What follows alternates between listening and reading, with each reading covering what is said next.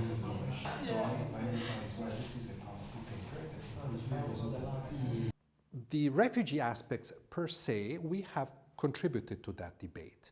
Some of it we find positive, like giving Turkey resources to support what is the largest refugee population in any country of the world today, more than 3 million people, mostly Syrians.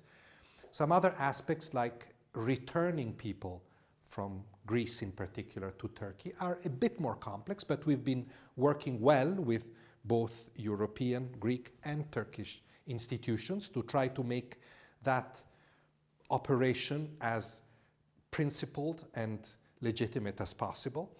The problem that I see is the linkage of the refugee aspect with all the rest, because it makes it somehow conditional to other issues that are more complicated and difficult. And the risk is that if they don't work, then there's repercussions on the refugee file, let's see. So I would really like the refugee discussion to be separated, but at this stage it seems difficult.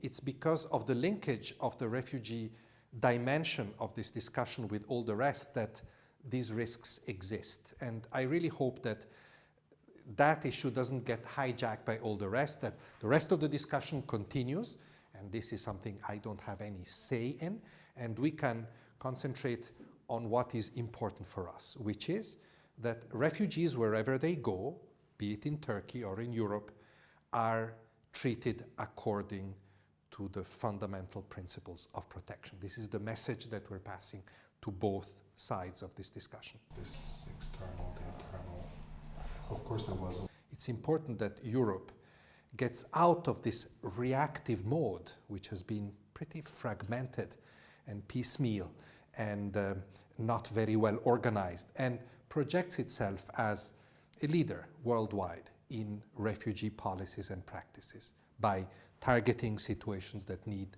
help, stabilization, protection, conflict resolution outside, and in adopting a system or improving the system to receive people based on cooperation between all member states. This is really the gist of this document.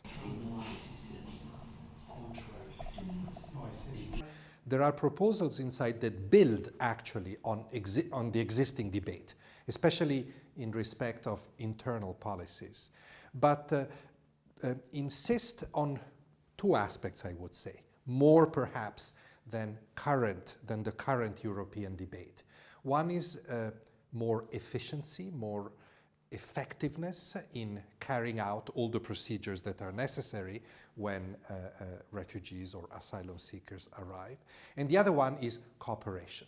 We really believe that Europe can only be successful, may I say can only be organized, if it works together. If states work together, all its member states work together,